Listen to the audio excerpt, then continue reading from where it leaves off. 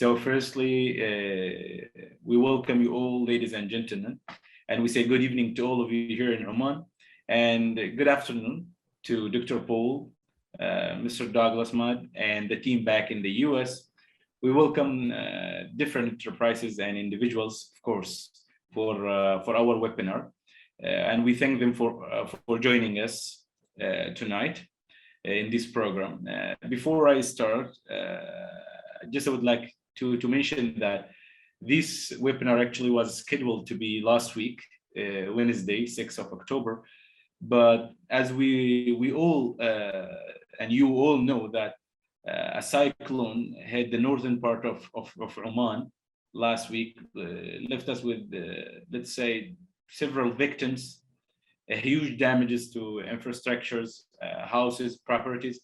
So I would like just to ask you here all to send and share with me and with everyone our thoughts, prayers, and we send the condolences to everyone in these cities in the northern part of the country. And we say to all of them, we are all together in this, and we are definitely supporting you. And inshallah, we're going to overcome these circumstances soon. Also, before we start the webinar, I would love just to remind those who are attending for the first time, or those, let's say, who missed the three webinars, that this program actually consists of 6 webinars. Each month we are going to have a webinar. So we already had 3 since July, and until the end of 2021, we have 2 more webinars. So this program actually derives from the collaboration between the National Museum of Oman, the leading museum in the country, and the Smithsonian Institution, which is the world's largest museum and research complex, and also the United States Outstanding Cultural Center. We all send our huge appreciation to the US Embassy in Muscat for their constant support and sponsorship of the program and multiple projects alongside with the National Museum. This program, its aim, and it will be on the 21st century curatorship of Omani museums, professionals, specialists, and students too. And it will elevate the museum industry and the knowledge of individuals and enterprises. As I mentioned before, we had 3 sessions, and those 3 sessions were about the visitor service, greeting, ticketing, and crowd management. The second one was about the history of representing cultures in museums and cultural centers.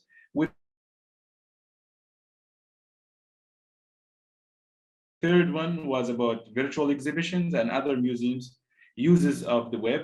And all of these 3 webinars were presented by the outstanding Dr. Paul Taylor. However, the title of tonight's webinar is Exhibition Development, Case Study on Money as a Material Culture, Collection and Curation at America's Money Museum. And that will be by our presenter, Mr. Douglas Mudd. Just to enlighten you, to give you just brief introduction of Mr. Douglas Mudd. He's the curator and director of the American Numismatic Association, Edward C. Rushett Money Museum in Colorado.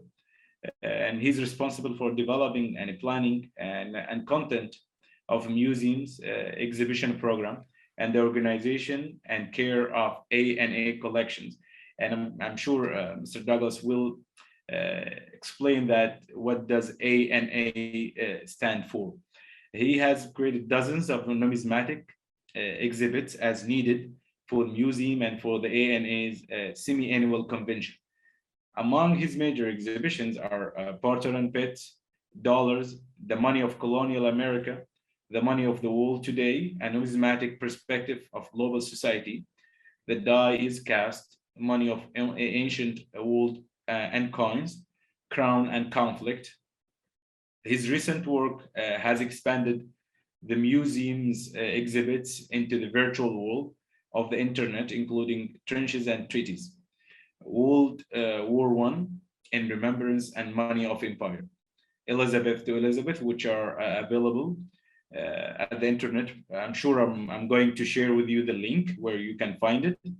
Also, Mr. Douglas authored All the Money in the World in 2006 as part of Smithsonian book series, as well as exhibit catalogs and numerous brochures and articles. Mr. Douglas teaches courses on numismatics at the ANA Summer Seminar and has lectured at summer programs and regular classes at Colorado College. This is the bio. I'm sure it's short bio of Mr. Douglas Matt. And kindly, before Mr. Douglas start the presentation, I would like just to remind you to close or to turn off your mics. And at the end, of course, we are going to have your questions, inquiries, and some comments. It would be nice, as always, if you do it orally. Thank you all, and it's your turn, Mr. Douglas. Wish you all the best, inshallah. Thank you, Mr. Issa, for that wonderful introduction. I'd like to welcome everybody to this talk about money as material culture. I'm going to start sharing the screen right now, and we should be able to move forward. Wait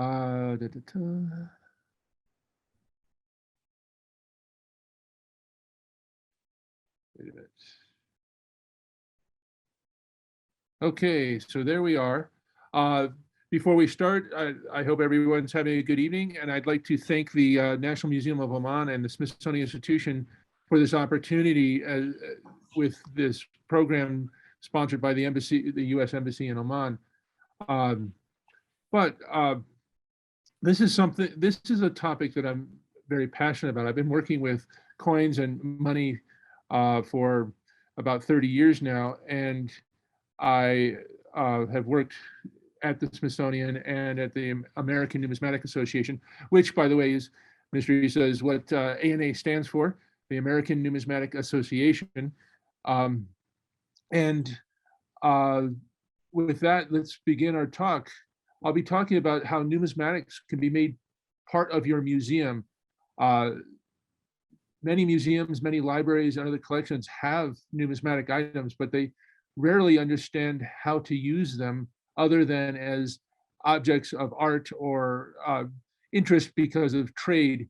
But these are primary objects of history, something that you can hold in your hands. And if you understand what they say and what the meaning of the images are, it can really tell you something about the times they came from, and in archaeological context, give you dates. So they're very important if they could be understood. Now, we're going to be talking about everything from collections and care to using numismatics in exhibits and programming. To start with, let's define numismatics.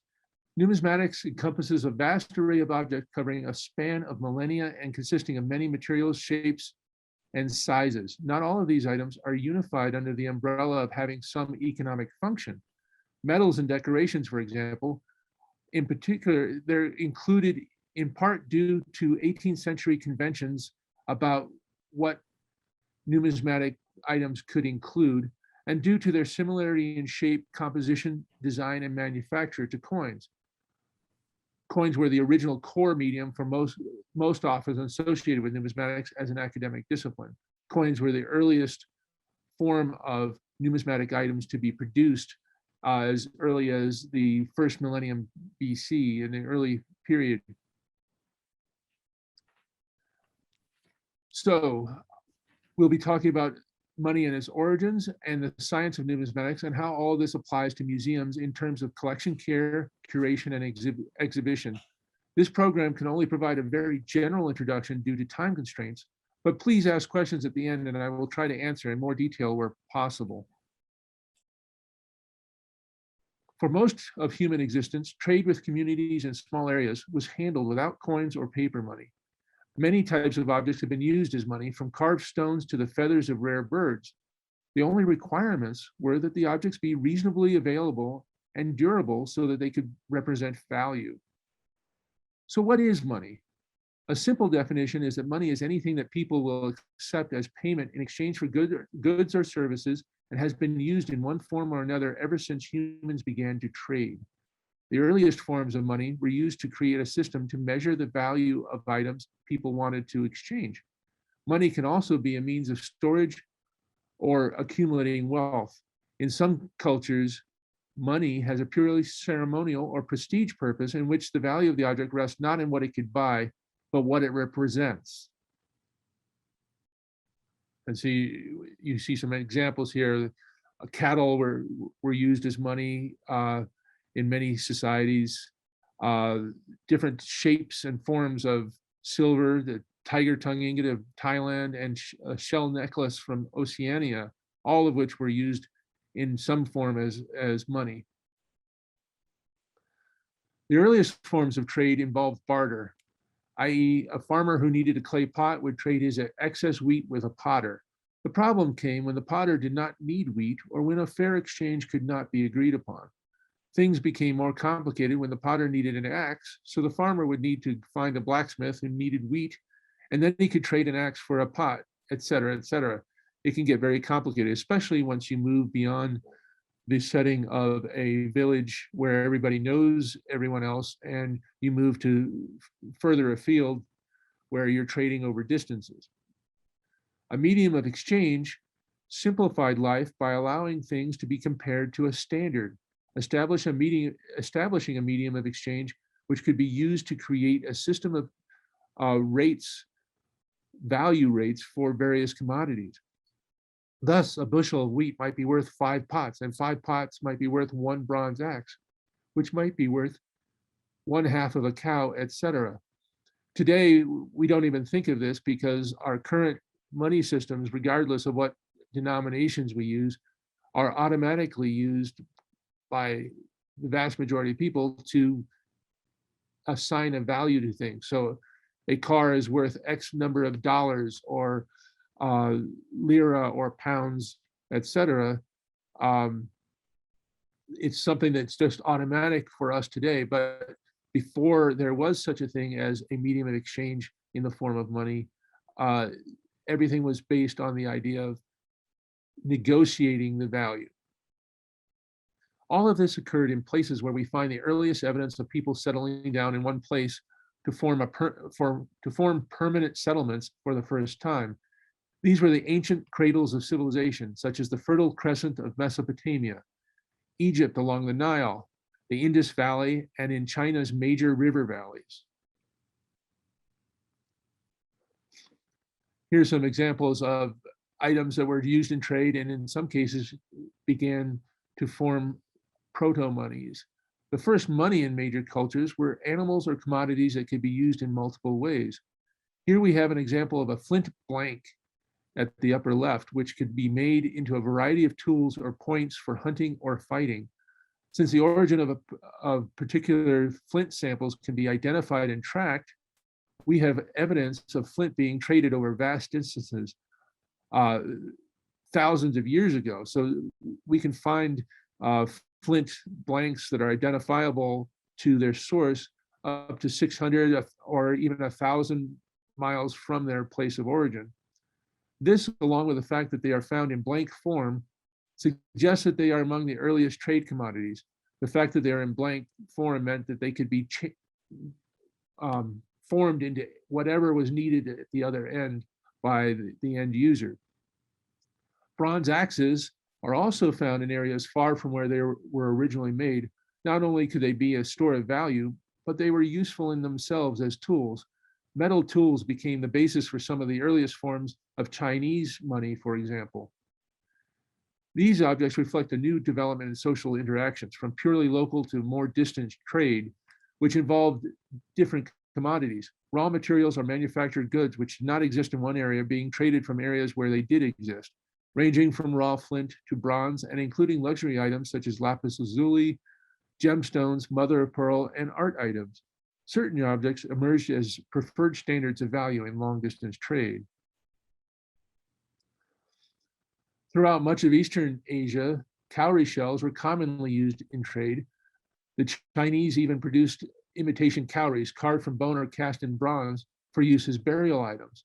This system of cowrie money stretched from China to portions of Eastern Asia Minor and East Africa, and existed from at least the second millennium BC right up to the 20th century.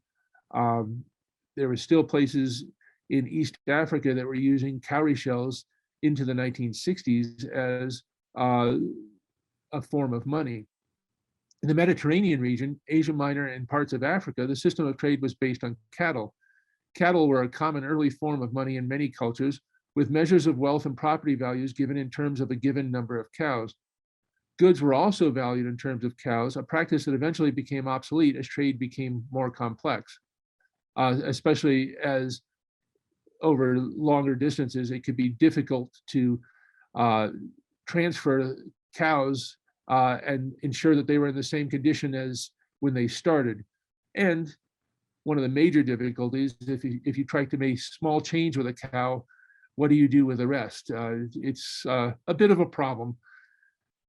You must have a feast every time you have a trade, I guess. A key precursor to the next development of money was the development of a system of weights and measures.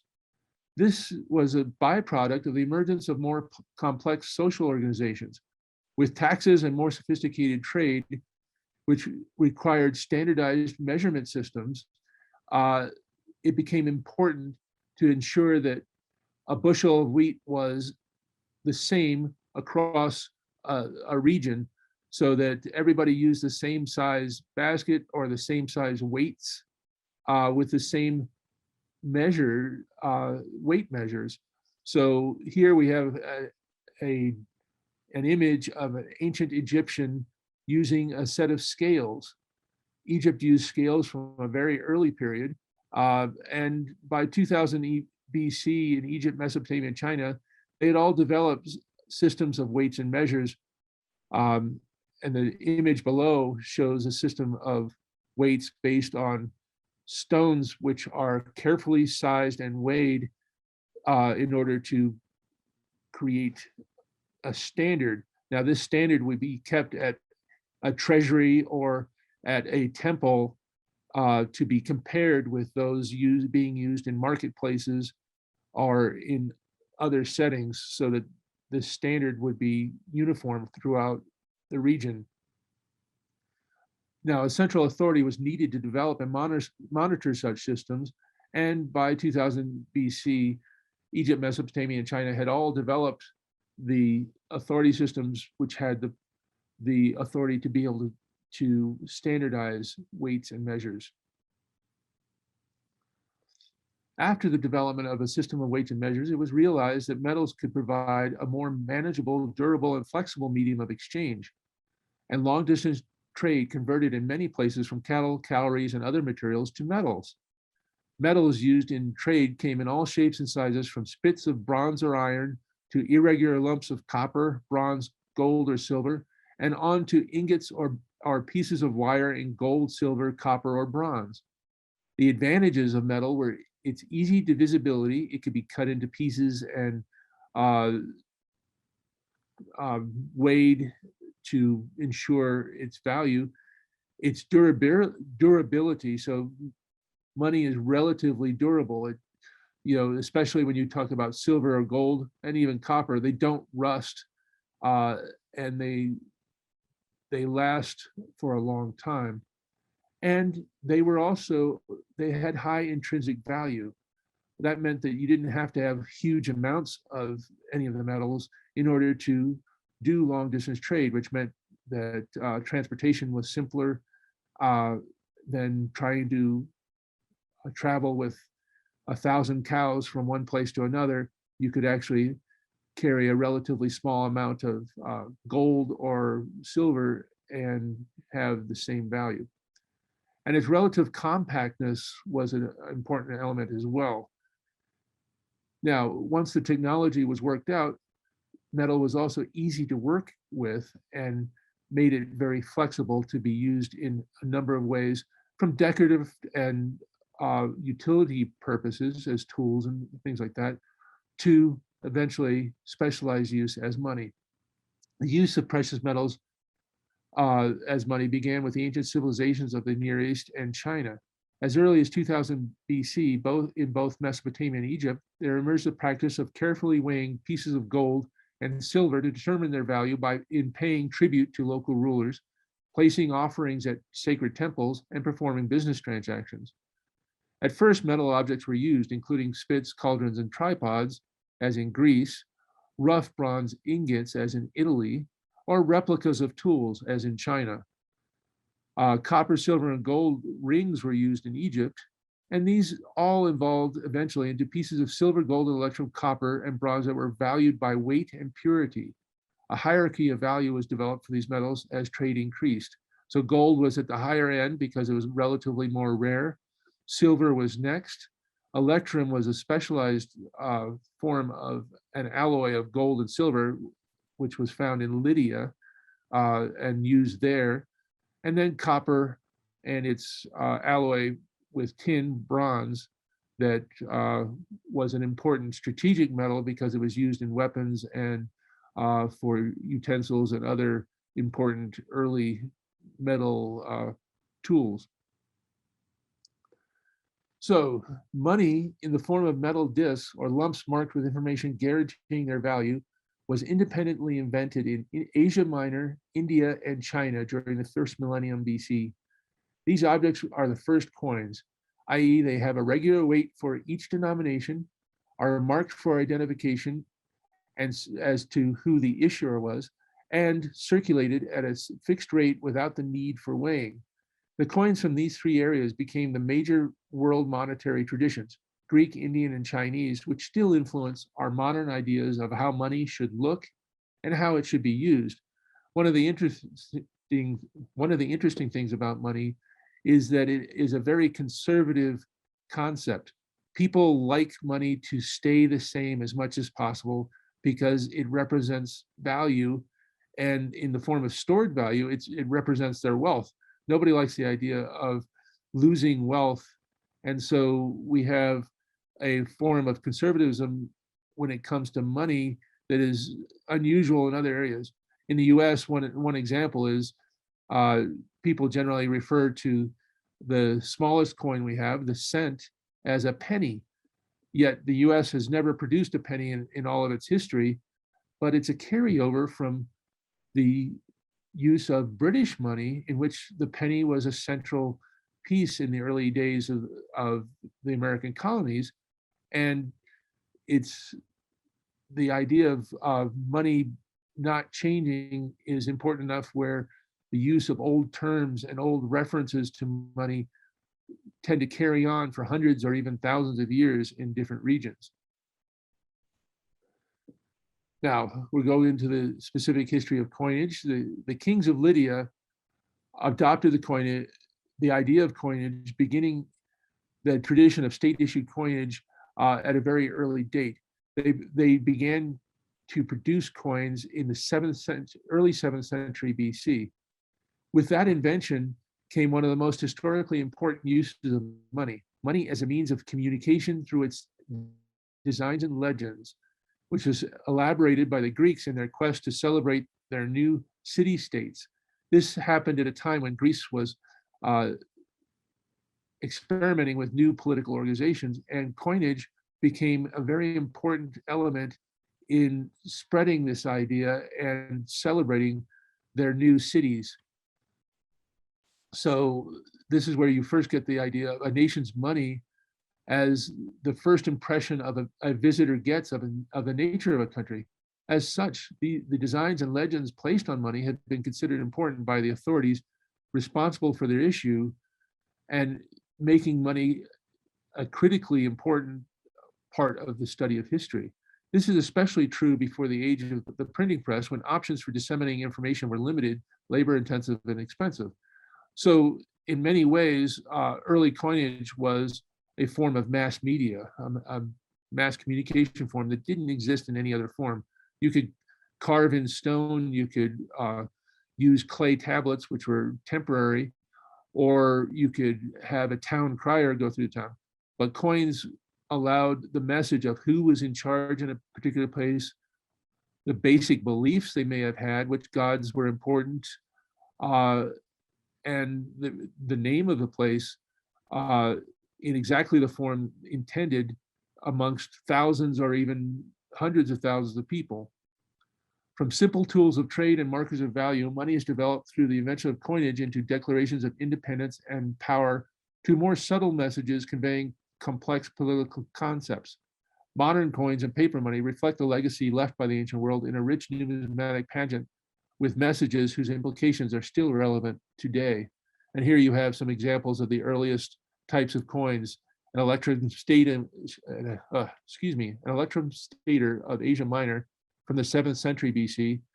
Now, this is interesting because it was issued by someone named Phanes, as it says on the coin, but no one knows who Phanes was. It is assumed that Phanes was a merchant who used his name on coins in order to simplify trade and to basically advertise his business. This is followed by coins issued in Lydia, which is in central modern day Turkey, by various rulers, in this case, King Croesus, who's famous for his turning everything he touched to gold. That's related to the fact that he issued the first gold as opposed to electrum coins. And then we have the earliest coins of Greece, including the silver stater from Aegina, an island just off of Athens in Greece, which issued some of the very earliest coins.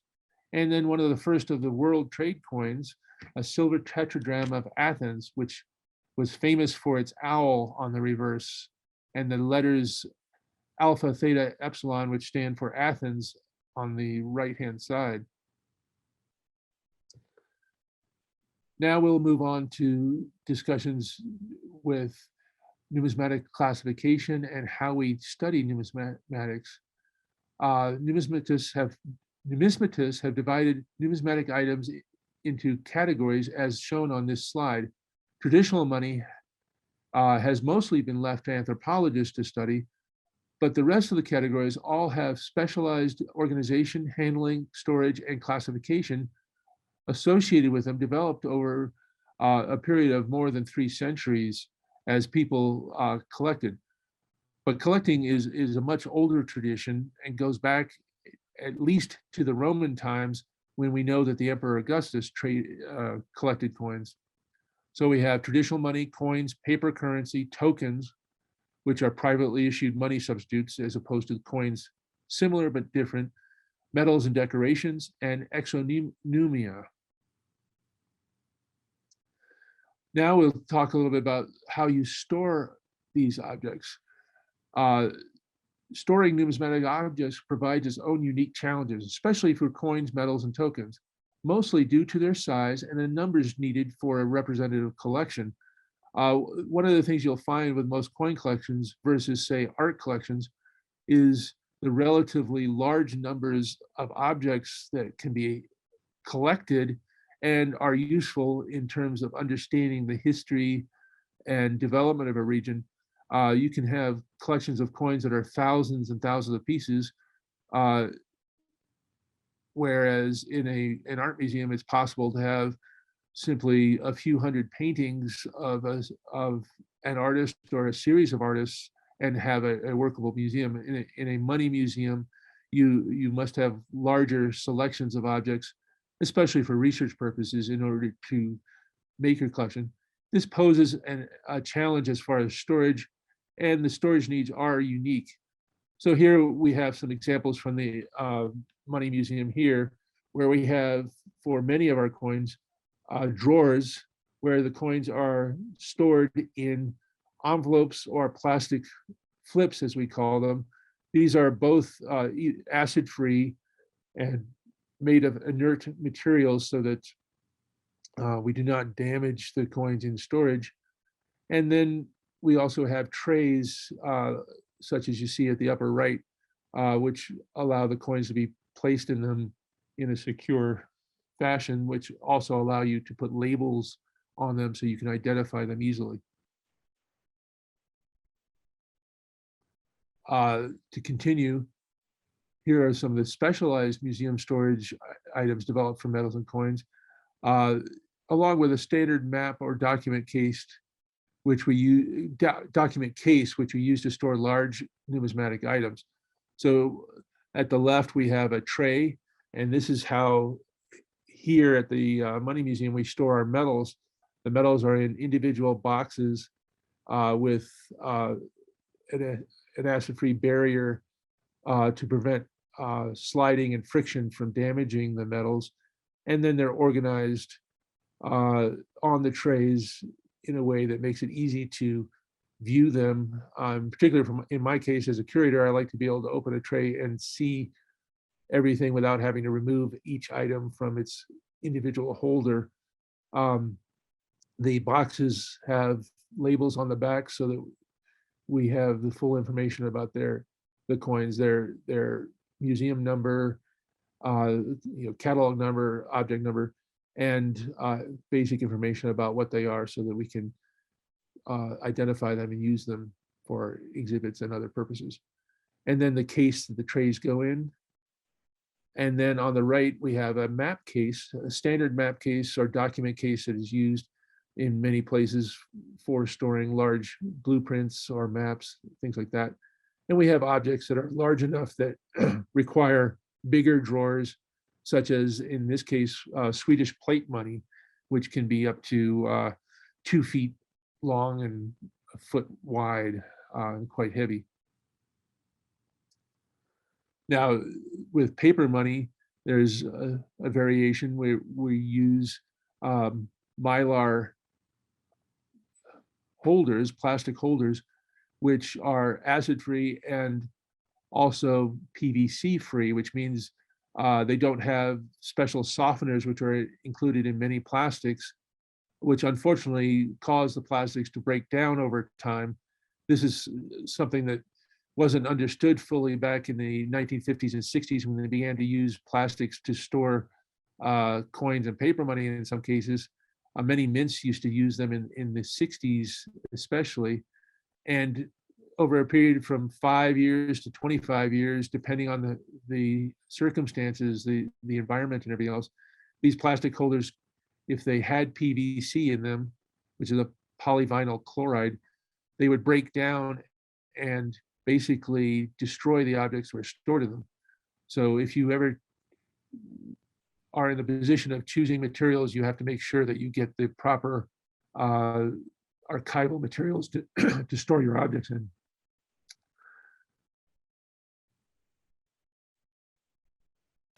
And here we have examples of traditional money, which ranges across the board, mostly organic materials, but also including inorganic materials such as flint, stones, and metals. But much of the items are made up of things like fur. This is a beaver pelt. We have a whale tooth at the right with a fiber rope that holds it so that it can be carried or worn. And so these objects present their own challenges on how to store them and properly ensure that they don't degrade while they're in storage. Now, we'll talk about some conservation tips. Basically, this comes down to using acid-free and sulfur-free products to store and handle the objects, and due to their small size, using felt pads or similar soft surfaces under coins as they're being handled in order to avoid damage should they be dropped. For similar reasons, numismatic storage areas should be carpeted where possible, preferably in a neutral color so that coins will stand out from the carpet. I've worked in places where the carpet had a nice medium tone pattern on it. Unfortunately, if you ever dropped a coin, it was nearly impossible to find it on the carpet. So these are some of the tips that you find when you've worked with these things for quite a while. And then the slide goes to explain a little bit more of that. You don't want to polish coins or metals. Coins and metals are made of metal, but typical museum conservators that are used to working with metal need to understand that when you handle coins or metals, the surfaces matter much more in a way that they don't necessarily for other types of metal objects. And it's a very touchy subject on how you clean coins or metals properly without degrading them, especially for the market. This is one of the big things that's gone on over the last 30 years, that any sort of cleaning on a coin can damage it and make it lose its value in the market. Luckily for museums, we do not have to worry about that as much, but we do have to pay attention to our audience's considerations on what proper handling for coins and metals are. Numismatics has been recognized as an important auxiliary to history and archaeology since at least the 18th century. Numismatic collections have certain unique characteristics. They require little storage space. They are popularly collected and studied as an insular field unto themselves. In the United States, this has resulted in relative isolation of numismatic knowledge from historical, archaeological, and economic studies in academia. There is a specialized set of practices associated with numismatics: storage and conservation, as we've touched on, die studies that can identify date sequences within sets of the same coin, making it desirable for museums to collect multiples of older coins. Now, die studies, a die is the metal rod that's engraved and used to stamp coins. These rods degrade over time as they're used, and this change in their condition allows for comparison of coins in order to create sequences which can give you an idea of relative dates, and are very important in the more advanced part of numismatic studies. But this is why museums are an important repository for larger groupings of coins of similar type, because most collectors collect one or several of certain types, but they don't really want to collect 15 quarters from 1875. They want one, and then they want an 1816 and an 1817 or something like that. So museums are an important resource for numismatists. And then they are important for display purposes for museums, so that museums should like to have at least 2 examples of each type in order to display both sides simultaneously. Now we'll move on to numismatic literature, which is a specialized literature and very extensive, actually. We have the largest numismatic lending library in the world here in the American Numismatic Association. And we have well over 75,000 books on numismatics and economic topics, as well as publications of various sorts, scholarly journals, and importantly, auction catalogs, which in numismatics are a very important source of information about individual objects and allowing for the tracking of objects over time for purposes of authentication, and also tracking the information that may have been used earlier as part of their provenance. So this gives you an idea of how numismatic literature is divided and how it's used.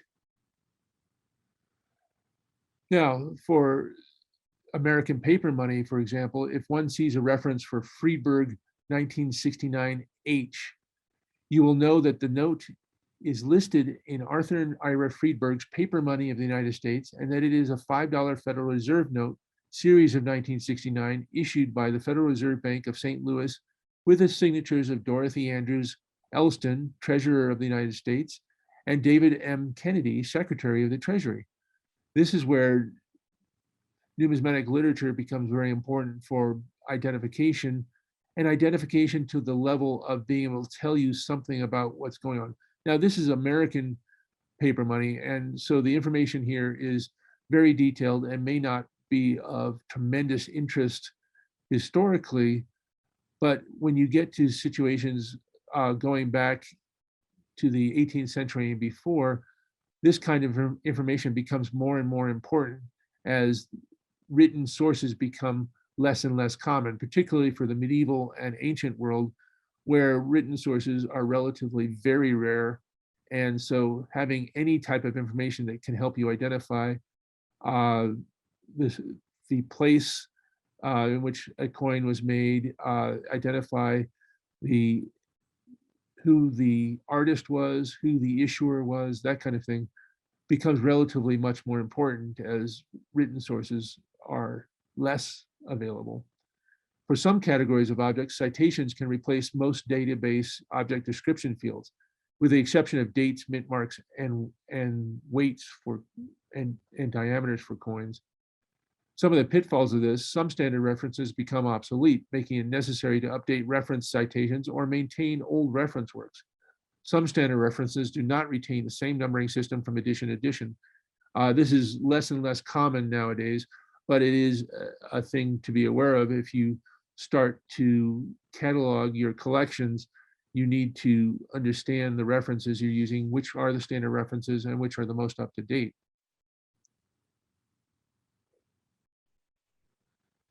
Now, just a short section that we'll talk about how to read money, how to understand it. Questions such as who issues the money, why do they issue money, and what role does it play in the society? The answers for these questions provide an understanding for how money was used at any given period of time. Knowing who was responsible for issuing money gives insights into why the designs and descriptions were chosen and what they were intended to say and who their audience was. Is the issuing authority a government or a private entity? Is the money intended for purely economic use, or for internal use, or for international trade? Is it issued to meet the needs of an emergency or as a regular part of currency? Did it have a political or social context? Is the money issued to isolate or insulate the national economy? So, for example, in the modern world, the Soviet economy had money that was designed to insulate its users from the rest of the world. Or in Ptolemaic Egypt, the same thing applied. The Ptolemies tried to create a closed economic system in which their money would circulate within Egypt, but not outside of Egypt. Is the money used to mark important political events, a change in ruler, anniversaries, etc., or does it serve as an international currency mainly intended for international trade versus local use? A major role of money is to announce the independent existence of a nation. The ability of a nation to issue money is seen as a critical factor in sovereignty. So money has become the calling card of independence.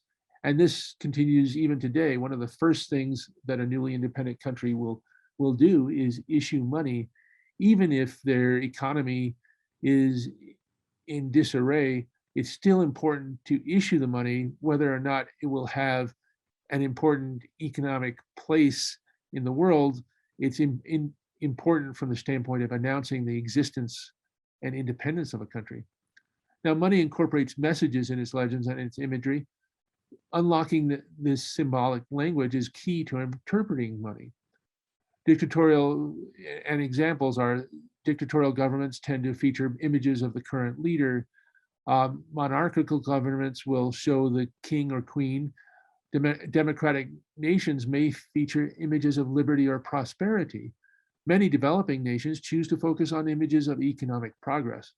So money is often used to commemorate the history, hopes, aspirations, and achievements of the issuing nations or rulers.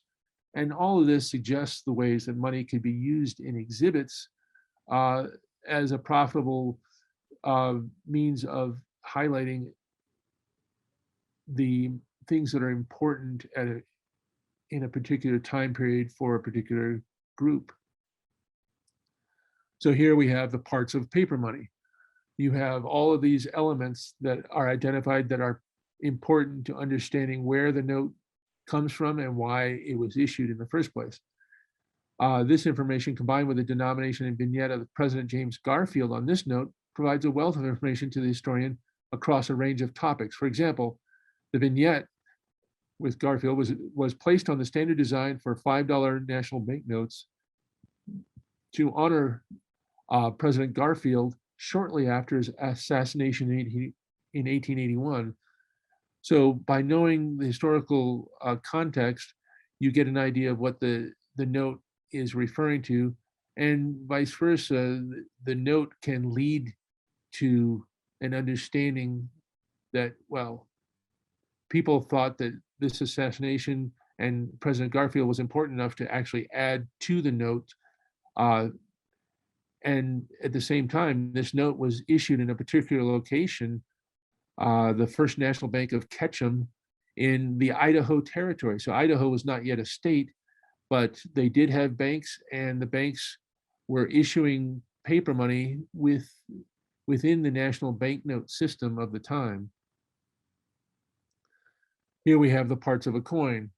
So you can see that all the parts of a coin are identified and have a role to play. Anything from the designer's initials, so you know who the designer is, on the truncation of the neck of George Washington, on the obverse, the front of the coin, to a motto, the mint mark. So the mint mark tells you where the coin was produced, in Denver in this case, and all the other identifying elements.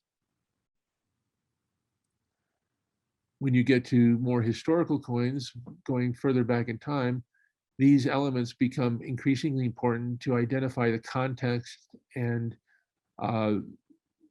issuing authority of the coinage. So here we have a coin of Great Britain. This is a famous coin. It's a very valuable coin, actually. It's the Petition Crown of 1663. And here you can see the elements that make up the coin. It's a very beautiful coin, and it's a very complex design, and all of the design has a place. All of it's intended to convey some sort of meaning. So here you can start with the monogram, the CC monogram, identifying Charles II as the issuer. This was his monogram. You've got the legend, Magna Britannia, Mag Brit France et Ib Rex. Well, what this is a Latin inscription, which means Great Britain, France, and Hibernia King.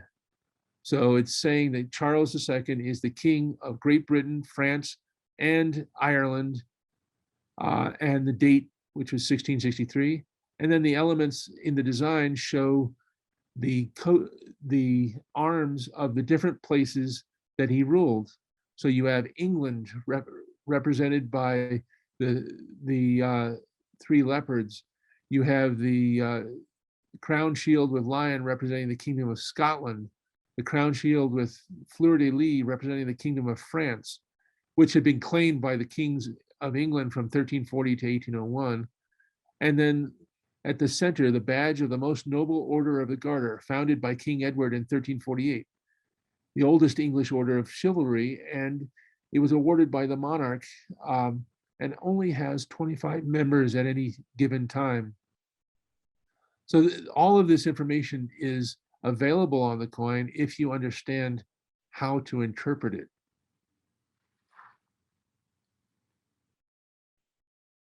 Now, one of the things is the challenge of diversity. Traditionally, the solution to this problem is to focus on different categories of objects derived from diverse material, cultures, social, or economic contexts. The difficulty with this approach is the challenge of integrating all of the different types of objects and gathering the often specialized expertise required to interpret these objects within the context of the overall exhibit.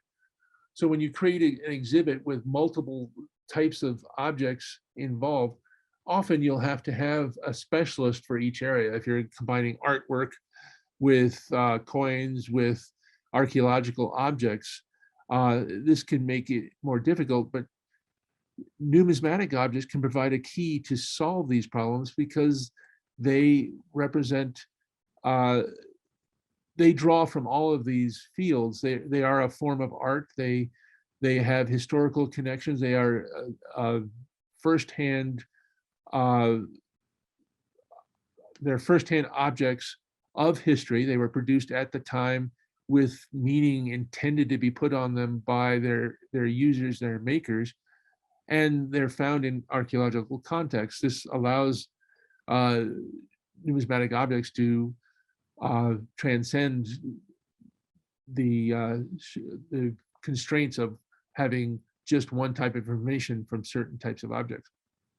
Now, numismatic items can be displayed in a small place, which is one advantage to them, but it also creates some challenges in that how do you show them and make them available to a public that, as in my case, needs to wear glasses and has issues with seeing small objects up close.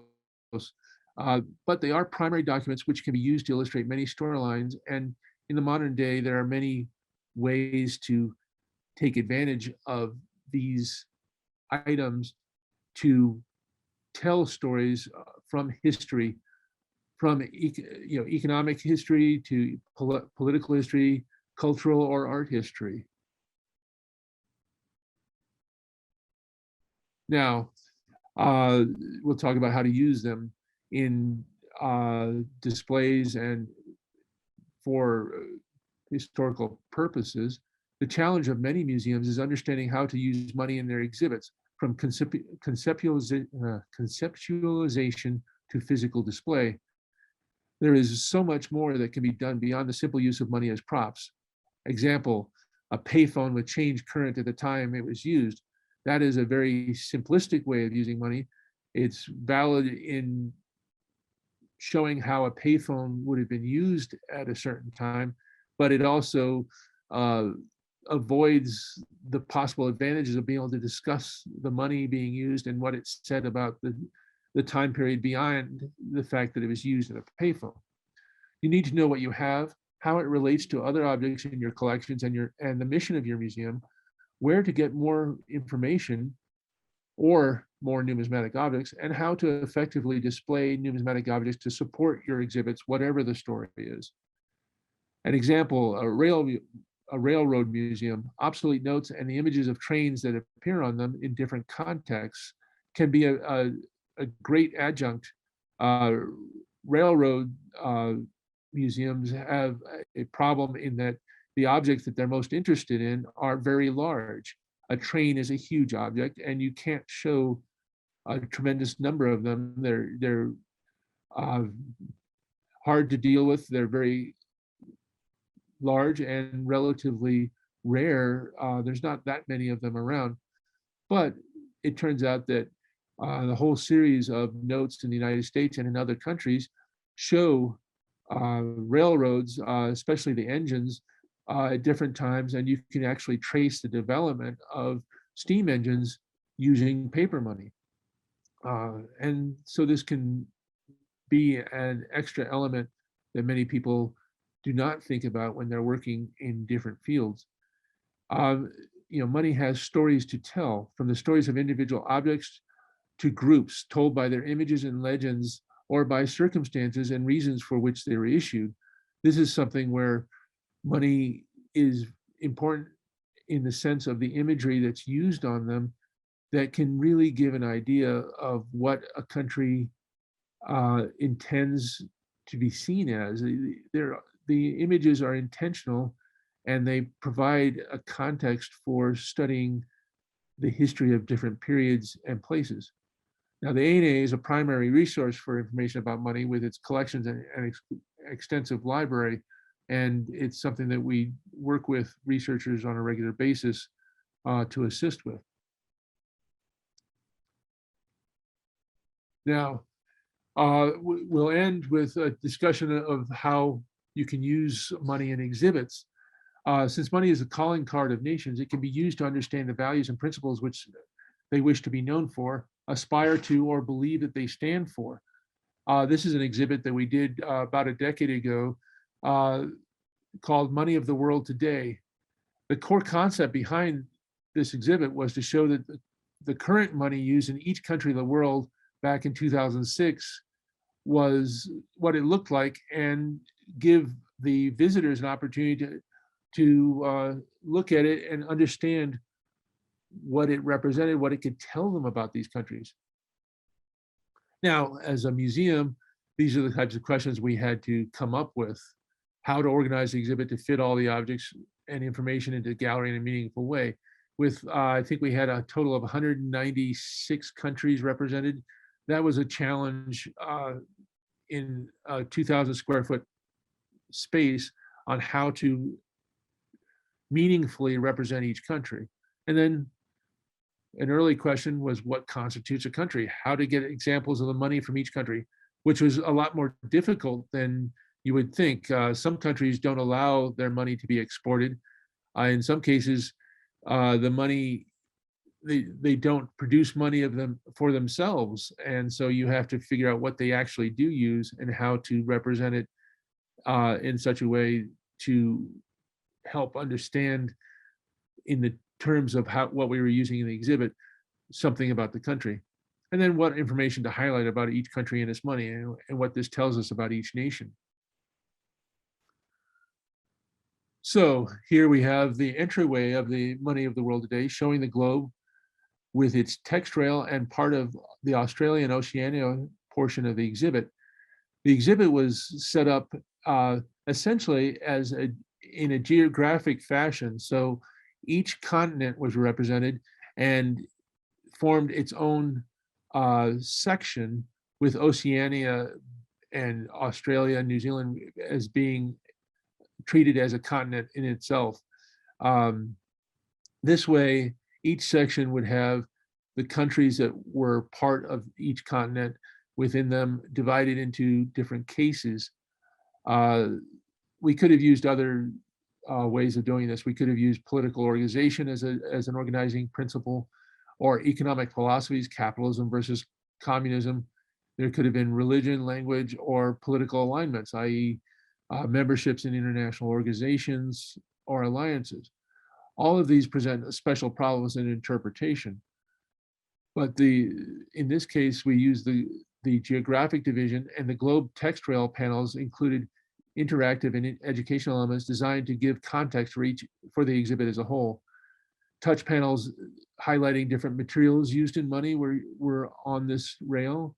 6 major capital cities were highlighted, one from each inhabited continent, along with information on world population growth. That's what the clock is you see on there. New York Standard Time is shown there. Included these clocks to graphically display the international time zones and to highlight world economic diversity and differences in wealth. Now, how to get money from each country. It's not easy, as I said, since there's not a large collecting market for modern currency that's in use. Most dealers do not stock it. Those that do specialize in easier to obtain and less expensive pieces generally. There are many resources available, as any quick search on the web will tell you, but few of these could actually provide a complete set of what we needed. In some cases, the money of certain nations has ceased to be issued and does not circulate due to economic problems. Often the domestic money is replaced by a convenient foreign currency that is more stable and readily available. The US dollar is still used as the most common replacement currency in the world, though others are also common in international use.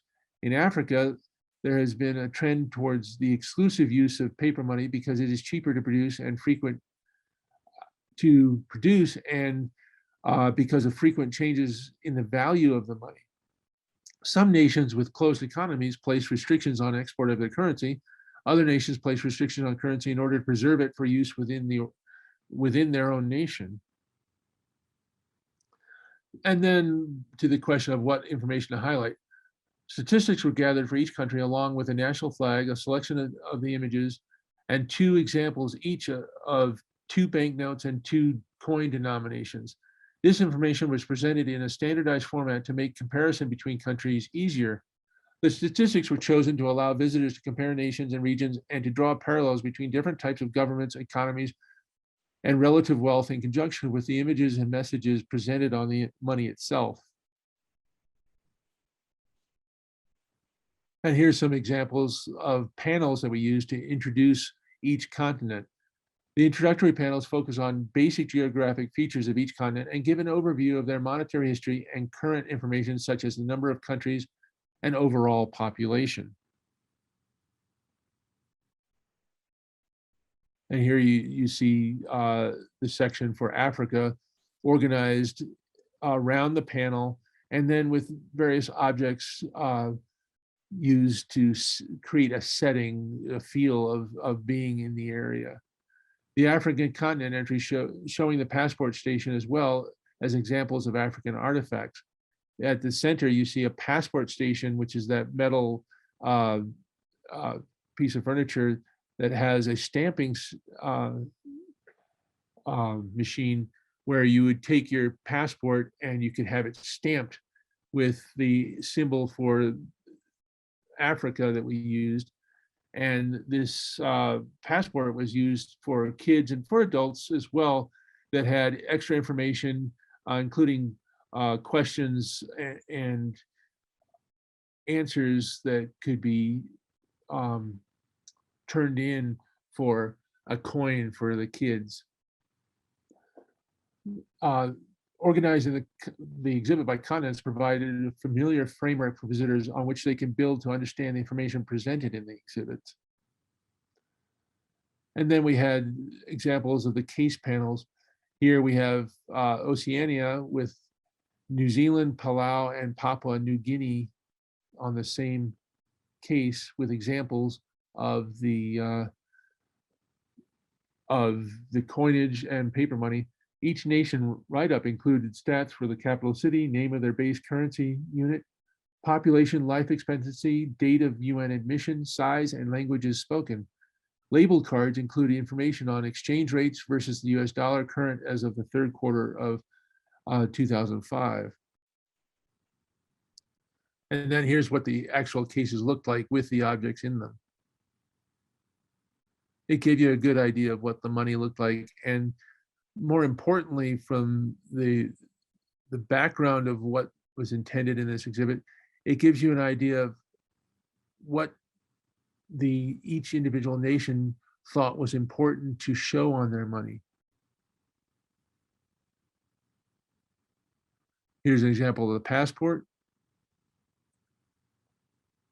So as I said, they include questions, and the answers are put at the back of the book, and they could be used for kids to earn money. There's an example of the stamp at the upper right. Money of the world today, Europe. And with that, we will end our discussion for now. And if anybody has any questions, please ask them. I'd like to conclude with some thanks to our sponsors. And this here gives you information on how to reach out to the museum. My name is Douglas Mudd, and you can see my email there.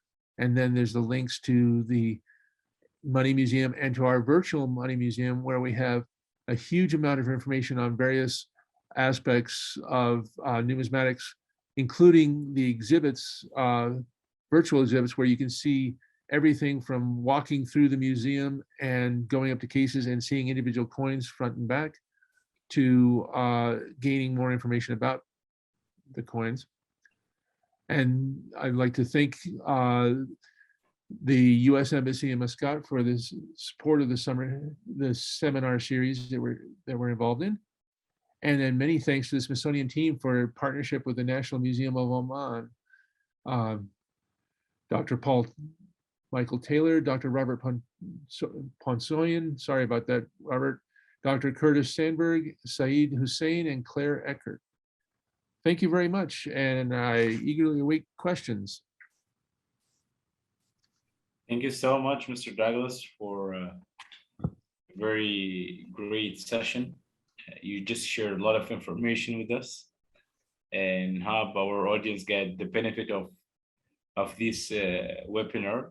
So it's a very, very, very important. Here in Oman, we have a Money Museum too in the Central Bank building. And I believe there's one of the staff of the Money Museum here in the country in Oman is with us in this session. So maybe we can hear some questions or inquiries or comments from his name is Dr. Ibrahim. So maybe we can hear some comments from him. So, but thank you again. Thank you for this session. Before we jump to the questions and inquiries, I would like just to give the mic and the wall to Dr. Paul Taylor. He has some words to add. So please, Dr. Paul. Thank you very much, Mr. Isa, and thank you to everyone who has participated. Thank you to Doug Mugg for his presentation. On behalf of the Smithsonian, I just want to express again a couple of points very briefly. First, of course, we've postponed this presentation from last week because of the cyclone in Oman. So all of us here during this period also send our best wishes, our prayers and condolences to those people who were who were victims of the cyclone, and we wish everyone all the best and for speedy reconstruction, inshallah, and recovery from that. Secondly, I do join in thanking, of course, our hosts at the National Museum, everyone who has put together this series with us. We understand that these will be translated into Arabic, and so we look forward later. Those people who hear this in Arabic and would like to contact us are welcome to do so, and we've provided our information in the past. Douglas Mudd has provided his now. And also thank you very much to the U.S. Embassy in Muscat, who supports this collaboration and partnership, which we hope will continue to be very productive into the future, inshallah. We have a couple of more presentations coming up, and I just wanted to set in context what Douglas Mudd has been talking about. You see the constant interactions between the concept of how to have a case study in exhibitions, like the one he just now showed us, with the issues of good collection management and visitors handling and so on. And the case of money and numismatics requires special efforts and attention. We look very much forward to hearing Dr. Ibrahim or other comments from those who have experience with this topic in Oman as well. We know that we have also a lot to learn, all of us here. And so we're looking for, we don't think of ourselves as teaching, we think of ourselves as sharing ideas and co-learning. So I'll just close with those comments and thanking once again our hosts and the U.S. Embassy for the sponsorship of this series, and looking forward to the future presentations as well. Thank you very much. Thank you, Dr. Paul. Also, I just share the contact information slide of Mr. Douglas Mudd in the chat box. I don't know if you can just look at it. And also I share the link of one of, let's say, the articles or the box of Mr. Douglas Mudd also. So please, for the participants here, if you have any questions, any inquiries, so please, we would like to hear your voices and to see your faces too. So please, if anybody has a question, so go ahead. Even if you can write in the chat box, if you cannot do it orally.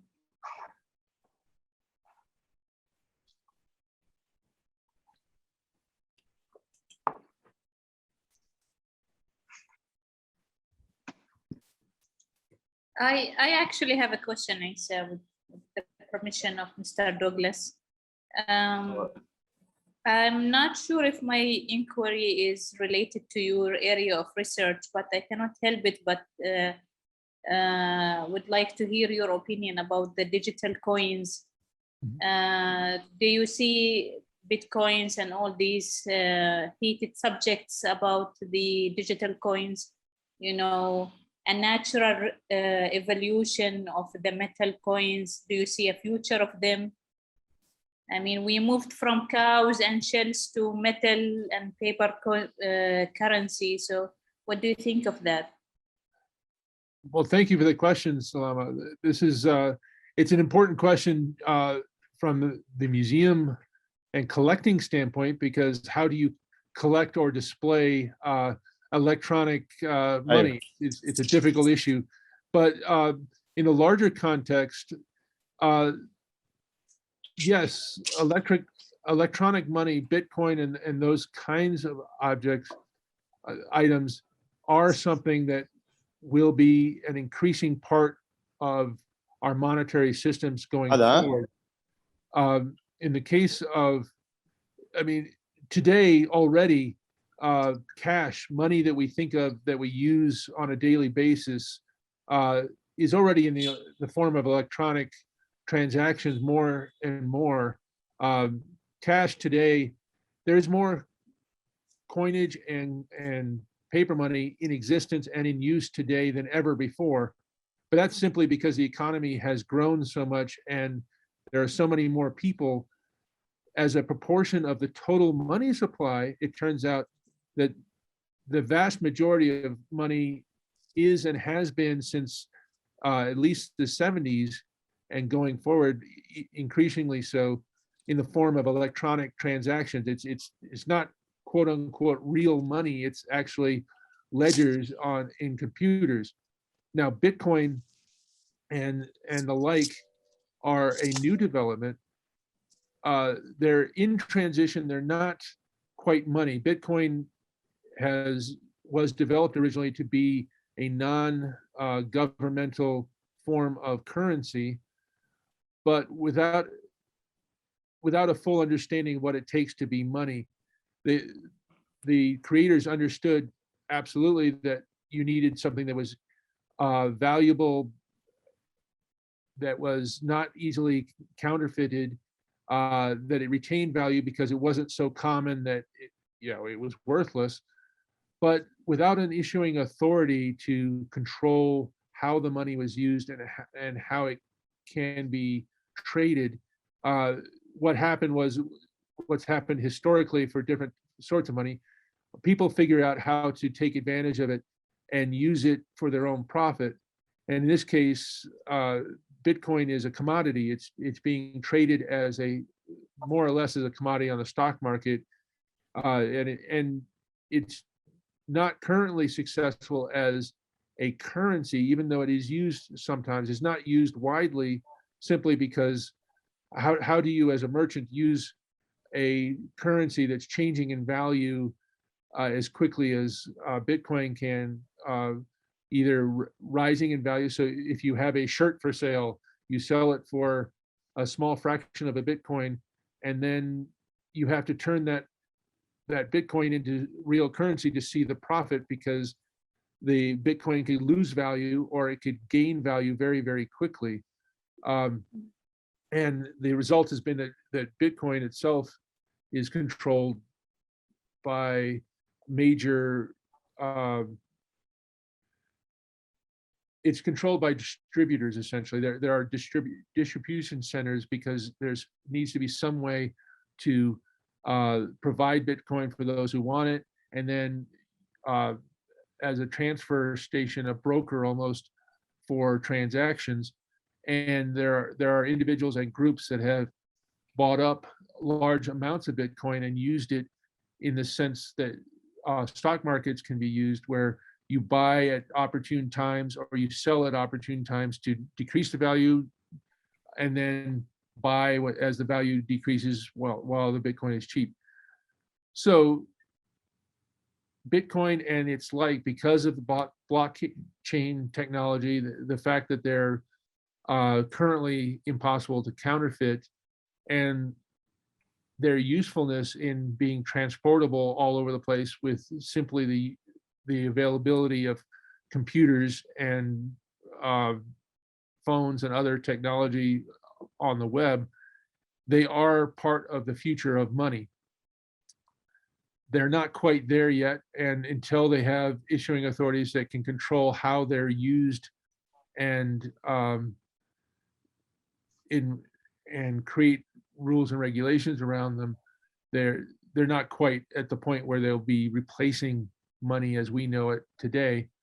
Going into the future, the money as we know it today has a future in that there are still many transactions that people wish to have kept private, but also which Bitcoin provides an element of, but also just issues where you go to a flea market and maybe the technology is not available yet to connect everything. You know, cash will still have a place going forward. Anyway, so the simple answer is Bitcoin and digital currency has a place going forward, but not in the form that it is yet. It's still in transition. In the next decade or so, we'll probably see something more approaching a real currency versus another way to invest and make money for people who are interested in stock markets and trying to earn more money through a market system, as opposed to using this to buy and sell things as a normal everyday transaction. I hope that helps. Sorry. It did. That's an eye-opening. Thank you, Douglas. It was a very rich answer, actually. Thank you. You're welcome. Thank you, Salam, for the question. Any more questions, please, from the audience? And as we said, if you don't want to do it orally, you can just write it in the chat box. We're observing everything, trying to reach each other. And thank you, Mr. Douglas, for answering Salam's question. It's just trendy these days. Yeah, it's an issue that is very timely. It's something that is causing a lot of people to think in multiple areas. Anything from how do we simplify transactions? You know, the individuals who want to escape from government regulations still have not worked out a system that allows for the JP Morgan, it's about what's control that the governments can do to provide for safety beyond just counterfeiting and limitations on issuing and things like that, which are, you know, are modern concerns. You know, in the United States, people are concerned with the what some will call the uncontrolled printing of paper money. So the idea with Bitcoin and the rest is that somehow the market will provide some control, and there are limitations. They created something very smart without understanding that investors and profiteers would take advantage of it, but they created a safe system, a system that's limited automatically, so there's no temptation to overproduce Bitcoin, which is one of the things that people have to be careful of some of these derivative cryptocurrencies, where they don't have those breaks on them, and some of them are obviously simply a way for the creators to make money by producing something that others will be duped into purchasing. But it's pointing the way to a system that I think will eventually stabilize into a real international currency that may realize some of the original vision of what Bitcoin could be. Thank you, Mr. Douglas. Regarding to the restriction, maybe I can ask this question. You know, the restriction of the 209 countries, those who can send. I don't know, even our 50 real paper, which equal to more than $100 printed, I believe, in Germany, if I'm not mistaken. So do you have any problems with the Omani money? Did we send something there to the US, or you don't have it? How do you mean this?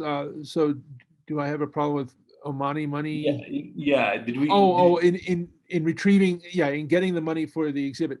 Actually, the Omani money was not too difficult, because it's internationally traded. So that was possible. Omani money is still, I believe, or was backed by gold still at one point. I'm not sure what the situation is now, which means that it's a little more expensive than many. A real is, I'm not sure what the exchange rate right now is, but it's worth more than $1, and therefore it's a little, from the standpoint of getting the money, we had to purchase some items. We had items that were donated. It meant that we had to spend a little bit of money to actually get it. It's sort of like the British pound, money of that sort, that where the base denomination is fairly high value. It cost a little bit more to get it, but those were simply, budget types of things, as opposed to, getting money from certain areas was pretty difficult. I'm trying to remember. The Seychelles was relatively difficult. There's a couple of island nations where the money is hard to get. It's not worth a tremendous amount, but they're also not visited by a lot of people. So their money is not traded internationally. So it was difficult sometimes to get them, We'd have to see if we knew somebody that had visited the country recently and brought back some money, that kind of thing. Gotcha. Thank you so much. Not sure if there is a question here or something, or. Oh yeah, thank you, Al-Yahyai. He's just thanking us, and he would like just to leave. Maybe he has something. So I believe we're coming to an end, and thank you again, Mr. Douglas. We are very honored to have you with us tonight. It was a great session, I believe, and we hope that we can meet in person or in next or different, inshallah, sessions or events soon in Oman or there in the US, inshallah. Thank you so much. Thank you, Mr. Issa. Thank you very much, and inshallah we'll get a chance to all meet in person at some point. I would greatly enjoy being able to visit the Middle East again. Please. Thank you. Shukran, if I can say that. Shukran. And thank you for everyone. Thank you to the team back in the US, and thank you for to the national team. To the National Museum team here in Oman, and to the US Embassy. Just a reminder, as Dr. Paul said, we have 2 more sessions, inshallah, in November and December. Just keep following the National Museum pages in Twitter and Instagram, and inshallah we are going to meet in the next session, inshallah. Thank you so much, and enjoy the rest of your day. The team back in the US, and good night to all of you here in Oman. Thank you so much. Good night. Good night. Bye.